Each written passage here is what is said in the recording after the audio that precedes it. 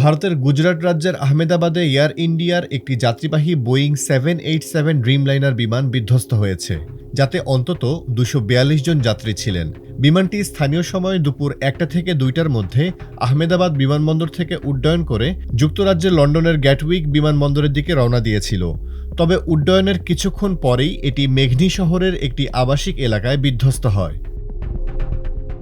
সামাজিক যোগাযোগ মাধ্যমে ছড়িয়ে পড়া ভিডিওতে দেখা যায় বিধ্বস্ত বিমানের ধ্বংসাবশেষে আগুন লেগেছে এবং আকাশে ঘন কালো ধোঁয়ার কুণ্ডলী উঠছে। এই ঘটনার পর এলাকায় ব্যাপক আতঙ্ক ছড়িয়ে পড়ে।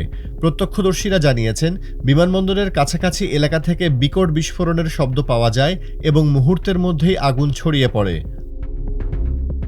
বিমান বিধ্বস্তের পর উদ্ধার তৎপরতা শুরু করে ফায়ার সার্ভিস ও স্থানীয় প্রশাসন। ইতিমধ্যে বেশ কয়েকজন যাত্রীকে গুরুতর আহত অবস্থায় উদ্ধার করে হাসপাতালে পাঠানো হয়েছে, তবে এখনও নির্দিষ্ট প্রাণহানির কোনো সংখ্যা জানা যায়নি। রয়টার্স, এনডিটিভি এবং এএফপি সহ একাধিক আন্তর্জাতিক সংবাদ মাধ্যম এই দুর্ঘটনার খবর নিশ্চিত করেছে। আহমেদাবাদের আকাশে এখনও ধোঁয়ার কুণ্ডলী দেখা যাচ্ছে।